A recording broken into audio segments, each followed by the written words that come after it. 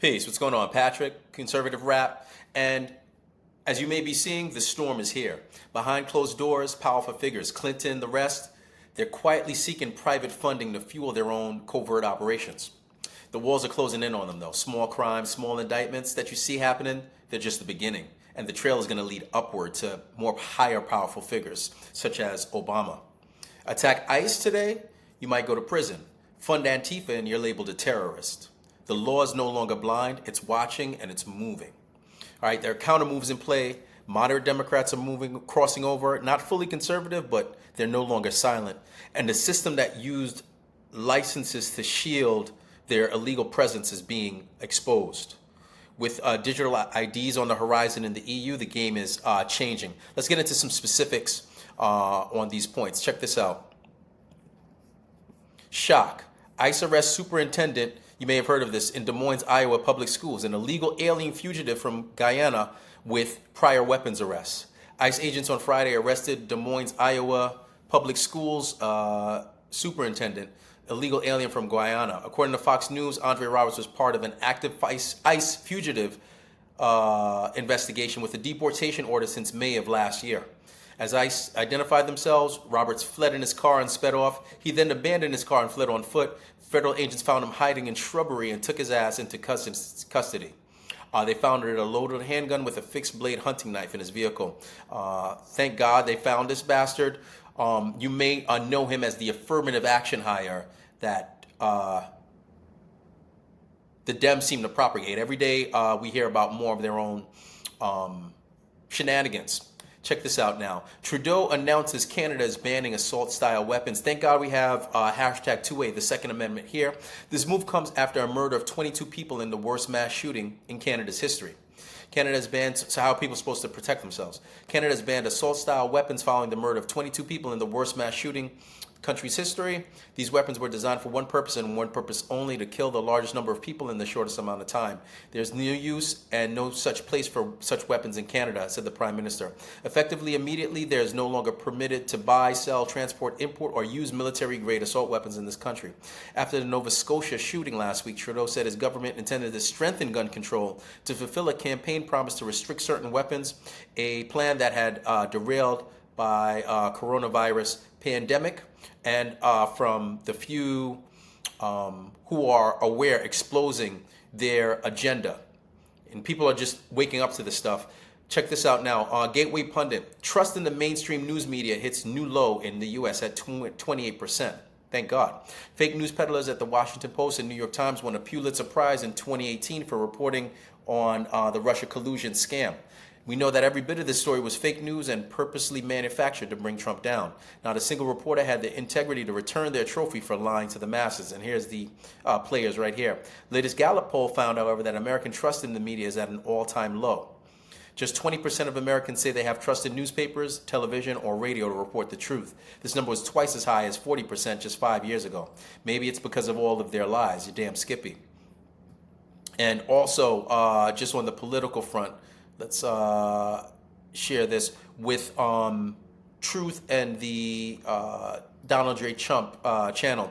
Check this. A boat loaded with enough drugs to kill 25 to 50,000 people was stopped early this morning off the coast of Venezuela from entering American territory. Check this out.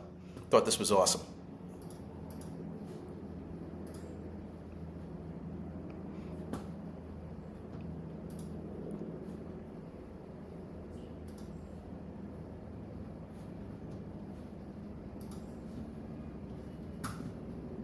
Amazing.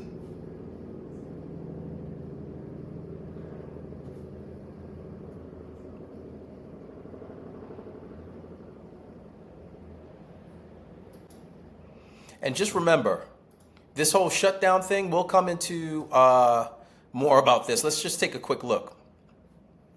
I'm going to share on X.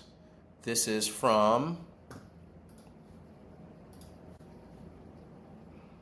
Clandestine. I don't think people understand the magnitude of what just happened.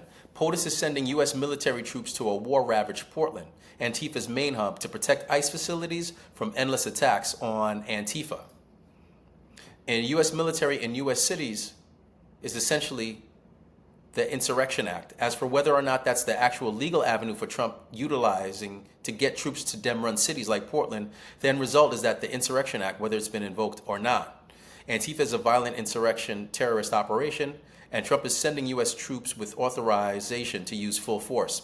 This is the beginning of the dismantling of Antifa and the left-wing terrorist network nationwide. Trump is eliminating the deep state's brown shirts. It's happening. And I'm just going to retruth this. A lot of people, for some reason, are not happy with what Trump has done so far. In my mind, I see a lot happening to clean up operations here in the United States of America. Bombshell. Audit from FMCSA finds several states fail to follow safety standards for commercial driver's licenses, putting Americans at risk. Our new rules will ensure the roads are safe and push states into compliance, meaning the illegals getting IDs. Check this out. What our audit has already discovered should anger every single American. So here's what we've learned. We just want to walk through it. First, our audit revealed a systemic breakdown among states to follow the law and issue licenses properly. States are failing to follow even the most basic procedures. We even uncovered widespread procedural errors, computer programming flaws, and a gross lack of oversight in the states that issue CDLs. This means that thousands of licenses that should never have been issued actually were issued. States are issuing licenses that extend months and even years beyond a driver's lawful presence in the U.S. This is a direct incentive to stay in our country illegally beyond their authorized work permit. They have driver's licenses. So in some disturbing cases, they have failed to validate a driver's lawful presence before handing them a commercial license. It's deeply disturbing, but even worse. Our second finding was that the current federal regulations are allowing dangerous, unqualified drivers on American roadways. This means that even when the rules are being followed, dangerous individuals who shouldn't be near a big rig are getting behind the wheel and causing crashes on our roadways. Eligibility requirements are deeply flawed and they're way too broad.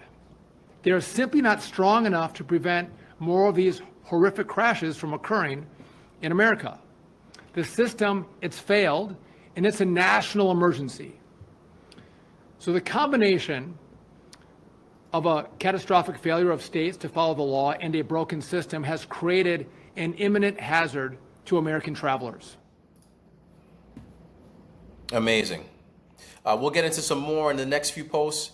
Just remember, when Obama struggled with North Korea, Trump warned if Hillary had won, we'd be at war, because war is their currency. That's what they push. Now, check me out at ConservativeRap.com for more on this, and we'll get into more of these details shortly. Thanks, and take care.